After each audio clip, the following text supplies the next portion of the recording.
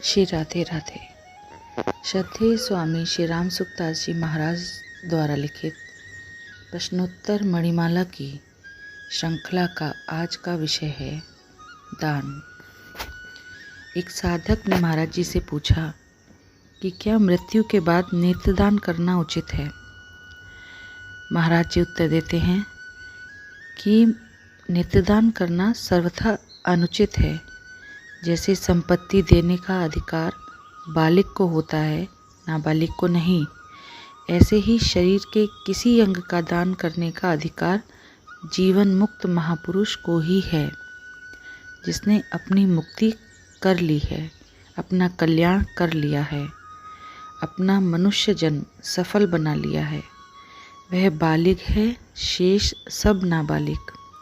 जीवन मुक्त महापुरुष भी शरीर के रहते हुए ही नेत्रदान कर सकता है, शरीर छूटने के बाद नहीं। शव के साथ छेड़छाड़ नहीं करनी चाहिए। शव का कोई अंग काटने से अगले जन्म में वह अंग नहीं मिलता। अंग मिलता भी है तो उसमें कमी अथवा चिन्ह रहता है। कुछ व्यक्तियों में पूर्व जन्म का चिन्ह इस जन्म में भी देखा गया है। बालक के मरने पर माताएं उसके किसी अंग पर लहसुन लगा देती हैं तो वह चिन्ह अगले जन्म में भी रहता है।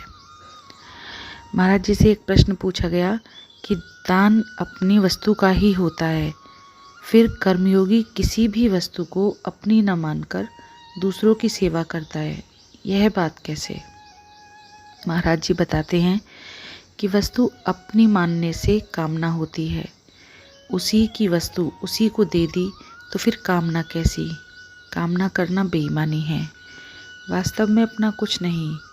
जो भी वस्तु हमारे पास है वह मिली है और बिछुड़ने वाली है।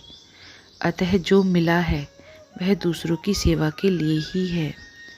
जो वस्तु वास्तव में अपनी है उसका त्याग कभी नहीं होता। क्या स्वरूप का त्याग हो सकता है?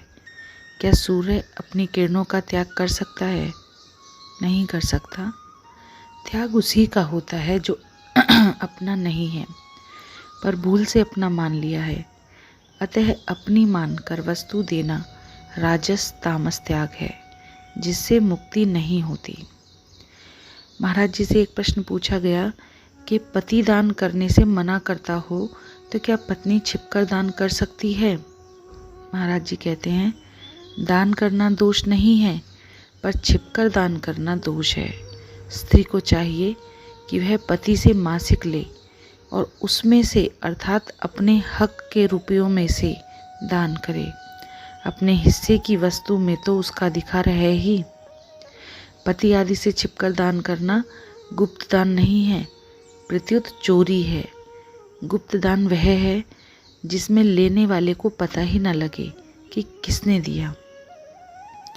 एक और प्रश्न एक साधक ने महाराज जी से पूछा कि कुछ लोग अपने घर के बाल बच्चों को, पत्नी को वस्तु न देकर दूसरों को देते हैं, उनकी सेवा करते हैं, क्या यह उचित है। महाराज जी कहते हैं कि ऐसे लोग वास्तव में अपना कल्याण नहीं चाहते, प्रत्युत मान बढ़ाई चाहते हैं। वस्तुओं पर अपने परिवार वालों का पहला हक है। जो हमसे जितना नज़दीक होता है उतना ही उसका अधिक हक होता है, उतना ही वह सेवा का अधिकारी होता है। परिवार वालों का हम पर ऋण है, ऋण पहले उतारना चाहिए, दान पुण्य पीछे करना चाहिए। एक साधक ने पूछा कि अपने पर कर्जा हो तो क्या दान पुण्य कर सकते हैं। महाराज जी कहते हैं कर्जदार व्यक्ति को दान पुण्य करने का अधिकार नहीं है, इसलिए पहले कर्जा चुकाना चाहिए। हाँ, यदि दान पुण्य करना ही हो तो अपने रोटी कपड़े के खर्चे में से निकाल कर करना चाहिए। एक और साधक ने महाराज जी से प्रश्न किया कि महाराज जी क्या मृतात्मा के निमित्त ब्राह्मण को शैया, वस्त्र आदि का दान करते हैं तो ब्राह्मण उन्हें बेच देते हैं और रुपए इकट्ठे कर लेते हैं, क्या यह ठीक है। इस पर महाराज जी कहते हैं कि ब्राह्मण को दान में मिली वस्तु बेचनी नहीं चाहिए, प्रत्युत उसको अपने काम में लेनी चाहिए। यदि वह उस वस्तु को बेचता है तो उसको पाप लगता है और जो उसको खरीदता है वह उस मृतात्मा का कर्जदार होता है। यदि विधिकर्ता ब्राह्मण को शैया आदि वस्तुओं की आवश्यकता न हो तो यजमान को चाहिए कि वह उस ब्राह्मण को संकल्प करवा ले और उन वस्तुओं को दूसरे गरीब अभावग्रस्त ब्राह्मण को दे दे। यदि विधिकर्ता ब्राह्मण ऐसा करने में राजी न हो तो उसको वस्तुएं दे दे, फिर उन वस्तुओं को पैसे देकर वापस खरीद ले और उन्हें दूसरे गरीब ब्राह्मण को दे दे। ऐसा करने से विधिकर्ता ब्राह्मण को तो रुपए मिल जाएंगे और गरीब ब्राह्मण को वस्तुएं मिल जाएंगी। तात्पर्य है कि वस्तुएं उसी ब्राह्मण को देनी चाहिए जो उनको खुद काम में ले। एक और प्रश्न महाराज जी से पूछा गया कि क्या पैसा देकर वस्तु खरीदने पर तो दोष नहीं लगता, फिर ब्राह्मण से शैया आदि खरीदने वाला दोषी क्यों होता है? महाराज जी कहते हैं कि वह सस्ते में वस्तुएं खरीदता है, इसलिए उसको दोष लगता है। यदि सवाया या ड्योढ़ा अधिक मूल्य देकर खरीदे तो दोष नहीं लगेगा। श्री राधे राधे।